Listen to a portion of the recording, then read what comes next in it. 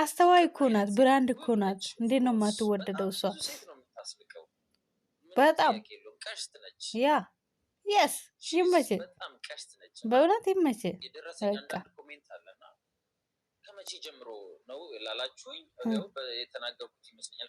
ከመቼ ጀምሮ ማለት 5-6 ወር ይሆነኛል ለፍቅር እንደዚህ አይነት ስሜት ውስጥ ከገባው ማለት ነው። ወይኔ እና ከዚህ በፊት ተሰቃየ አይደል? ስለ ፍቅር የዩቲዩብ ቻናሌ ላይ በጣም ብዙ ሰርቻለሁ፣ ግን በዚህ አይነት መልኩ አልነበረም። እና ስለሷ በጣም አድናቆት ብቻ ነበር ከዚህ በፊት እያየሁ ነበር።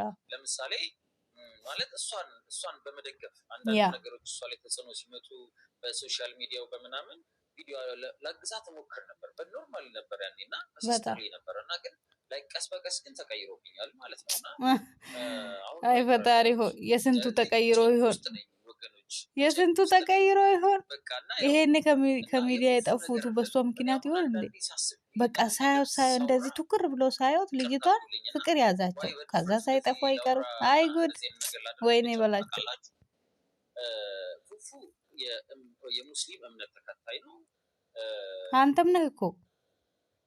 ፍቅር ደግሞ የኦርቶዶክስ እምነት ተከታይ ነች። በጣም ጥንቃቄ ማድረግ ስላለብኝ ነው። እኔ እንደዚህ አይነት አስተሳሰብ ያለ ልጅ አይደለሁም ግን